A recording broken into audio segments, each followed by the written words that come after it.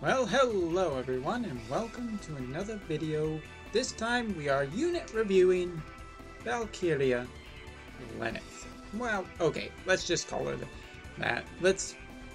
Basically, we're reviewing Lenneth, and the reason that I'm doing this without her being even close to maxed yet, or a particularly great setup, is because her step up ends very, very soon. And you may want the information to know whether or not you should try for her and if she's even worth it. So first of all, let's just take a look at her. First of all, I want to say this is an absolutely beautiful sprite. I love the way she looks. Her animations are really, really, really cool. And more than anything about her animation, her limit burst is just so damn cool. It is beautiful. It is amazing. It is clear that Alan put a lot of really quality work into this sprite. So I just want to take a quick second and mention that. But sadly, as with any unit, we must ask if she is any good. Well, let's start with talking about the fact that I have done almost nothing to her with pots, so I got a long way to go in terms of improvement. But that means that what you're seeing is, well, there's room for improvement. So first of all, her TMR is the 135 attack Dark Element Sword. Very nice if you need a Dark Element Sword. Also, swords can be pretty easily enhanced whenever a weapon raid comes along. So if you need dark weapons, this is good for her, and she can debuff darkness, so that's good too. And of course her super TMR, the highest attack bow in the game with an extra 30 to spirit, because why not? Now this weapon is a true dual hand like any other bow, thank you very much game. And for her, it's really good. For anyone else, I'm not too sure, but it is a high attack bow, so there is that. And she does get a lot of good stuff in her kit for bows. Now, her limit burst is a one target attack of 10 physical hits at a total maxed out at 2000%. Now, that's her base stuff without any limit bursting enhancing materia on her, so it's actually a really strong limit burst. Now, how about versus someone else? How about someone like Cloud? What is her limit burst compared to Cloud? Well, Cloud, his Omni Slash is at max a 1250, 15% hit physical attack, ignoring 50% defense, so. And he has a natural in his 7-star kit, a 1.3 times, so Cloud's limit burst beats Lenneth pretty hands down, both in number of hits and the percentages too. But in Lenneth's kit, she also has, if you are equipping her TMR, she gets a 1.4 times increase to her limit burst. So bigger increase, but it doesn't quite beat Cloud's.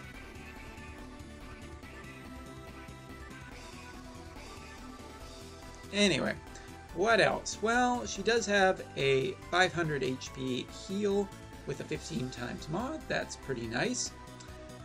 She has a 350% single target, and I just realized I haven't switched over to here yet.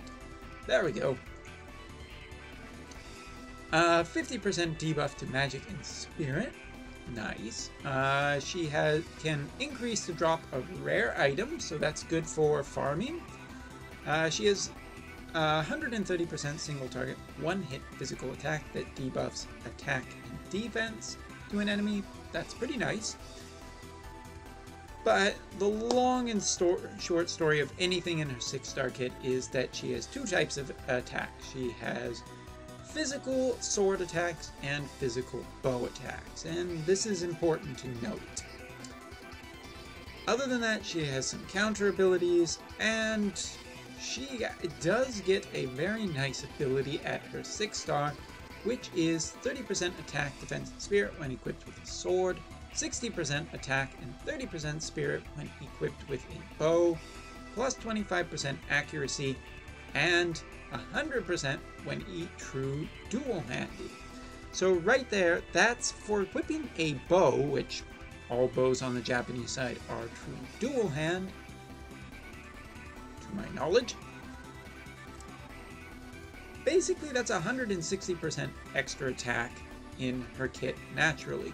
Now, you do lose the 60% by not equipping a bow, and not equipping a sword means that she does get her TMR ability. Now,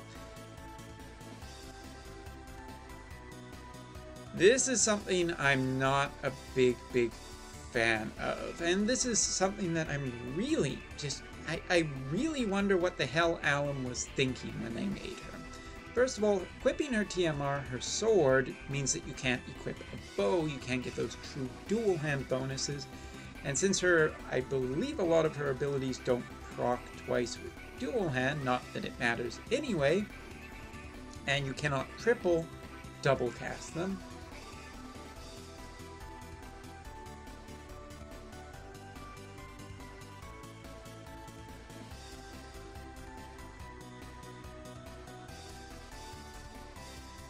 Yeah, it's a problem, because not getting her TMR equipped loses you an extra 30% HP and MP. Okay, that's just okay. A 1.4 times limit burst damage upgrade. Okay, that's considerable at 2,000, because that almost boosts her to 3,000% limit burst damage. And she also gains a heal per turn and a recover 10% MP per turn. It hurts. It really does. I wish her TMR was anything other than a sword, given that she could have been just a really cool bow user. But not having that 10% MP per turn, that hurts. That actually really hurts, because triple casting can use a lot of MP quickly. Anyway, let's continue on. So she has more AoE attacks with her bow and more single attacks with her sword. She also has a 50% chance to evade or ignore one fatal attack when HP is above 40%. And she has a 200% single target, ignoring 50% defense, so basically 400% 7-hit physical attack. That not only does that much damage, it also does a 2-turn minus 60% to light and dark. That's okay. And in her 7-star, she gets a 750% single target, 1-hit physical attack, a weird 62 MPM, 210% 1-hit light physical attack for 4 hits, hitting random enemies. Sure. And it gives herself a 1-turn adding light to her attacks. And her big ability is her cooldown, which is on a 4-turn cooldown, available turn 5, 1000% AoE, 20-hit physical attack, minusing light and dark resistance 100%. Pretty good on that cooldown. You can basically keep that debuff going. It does require a longer fight. And her last ability at level 120 is a 20% attack, spirit, and HP, plus 25% accuracy, and 50% equipped attack when two-handing or true dual-handing, and another 20% HP and MP when equipped with a bow. So in her kit, she has a lot of attack buffs for just equipping a bow. Basically, she's a bow user. She's made for her super TMR.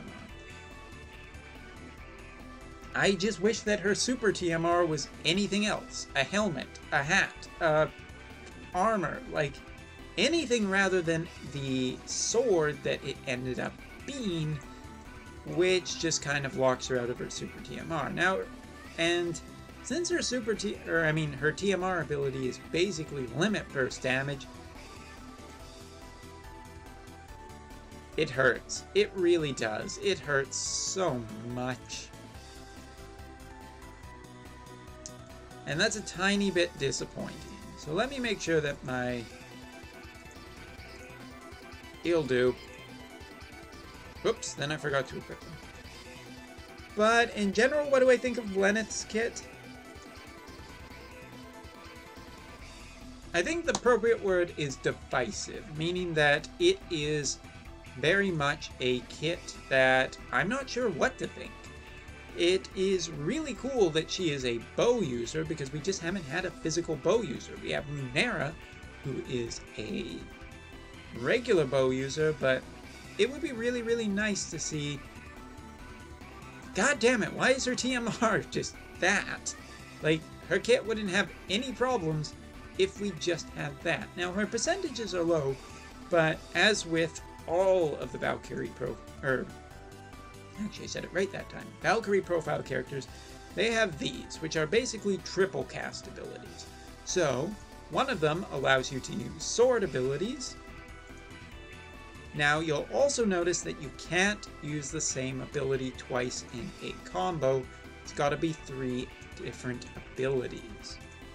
For instance, this is her bow triple cast, meaning that she can use any of her 4 bow abilities in a turn. And of course, there's her cooldown ability, but we won't talk about that for just at the moment.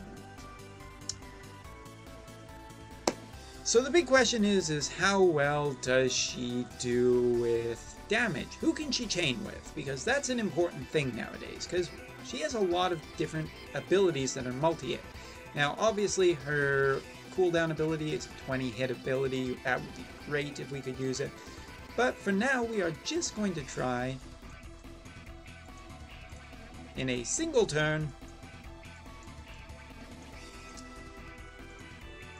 this ability. Hold on. Wait for it. Wait for it. We want that. And we want that. And I guess that. Because I have heard from a pretty reliable source, or at least seen around the internet, that apparently this girl right here, she can perfectly chain with Eileen. Now, I'm not quite sure how well that works, but the problem is that the Eileen needs to be a true dual hand unit. And I may have just screwed myself over in the raid because most of that was chain damage.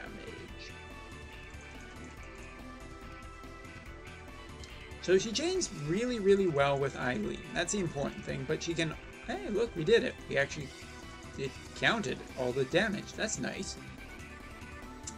But basically, she can pretty well just chain with Eileen. Eileen is her chaining partner, and to my knowledge, it can be used to form a perfect chain that leads into enough time for Lenneth to chain finish with Eileen. Basically, they both do their chaining abilities, and then Lenneth has the time to use her big percentage damage attack before the end of the fight.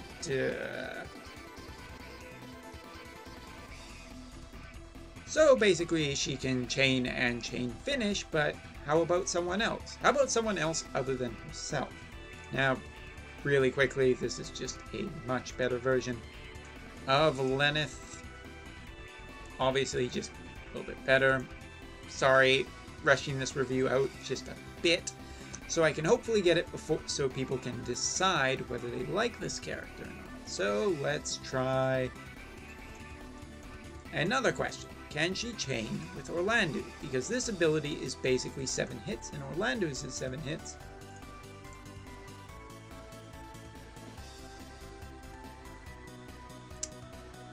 Doesn't seem like it. Seems like the chaining pattern's just a little bit off. So let's just hopefully kill this guy. Should be okay. We have CG Sakura here.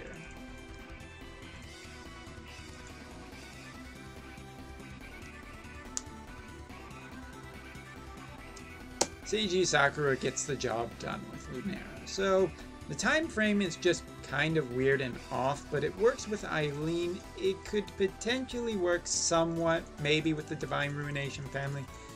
But the frame data, at least on the startup, makes it considerably difficult. Now, I've had some luck in the past with chaining an Orlando with an Eileen, but not a super great amount. That's the really, really important thing to remember here.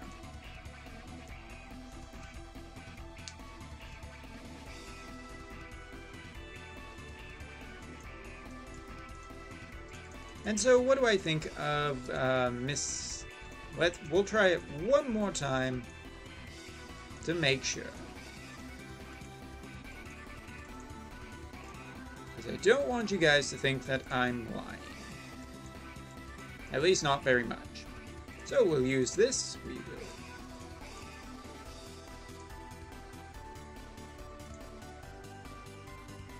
So you can get somewhat of a chain going there, and it did do a considerable amount of damage, but this is what makes Lenneth just kind of really interesting, because CG Hayu can do these kind of AoE attacks and get a chain finisher in, but the timing doesn't quite work.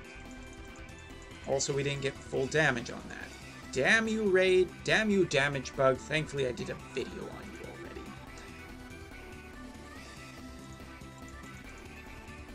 Got a ways to go on this raid. I'll be going pretty hard on this raid. But we're going to also show off her Limit Burst as well as her cooldown ability too, because I think it's really cool to show this stuff off. But Lenneth is a divisive character, but this actually is very interesting about her kit. The fact that she can basically work into a chain and self-finish a chain makes not... And it's a really high damage dealer that she can work with who has a large weapon selection. Now, Eileen, in theory, will work much better if she is not dual casting, but is instead true dual hand, which Eileen does have that in her kit to end up working very well. So let's go in here and show off the last two abilities that I've not had time. Our good friend the training dummy is unfortunately victim to the bug as well. But yes, I think Lenneth is a fairly solid character. Let's put it this way. If you like Lenneth, you could do a lot worse than Lenneth in terms of a really cool, potentially fairly damage-dealing unit.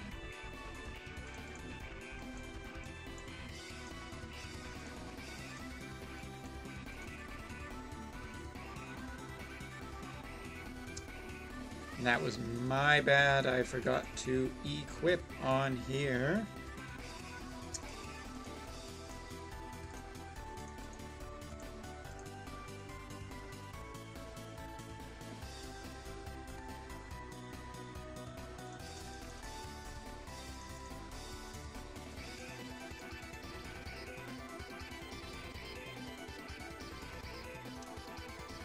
Oh, game, why are you making this so difficult for me? Just charge your limit first. Okay.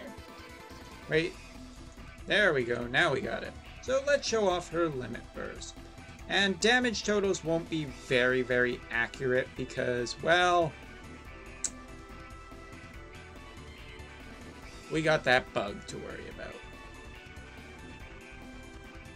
Amazing limit burst. And if mine was better built with some more true dual hand, I think she would be a lot better. Now, we don't have the boost, but we can give a 130% boost, which is, it's pretty decent. So again, this also can work directly into her chain, her triple cast ability, so you can cast multiple abilities really quickly to take advantage of this, but for now we're just going to show this one off.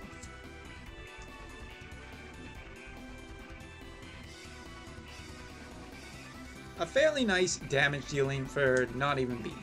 In theory you would want 2 Lenneths to get the most out of her, but if you have a 7-star Eileen that is true dual hand, I think you have found a new chaining partner.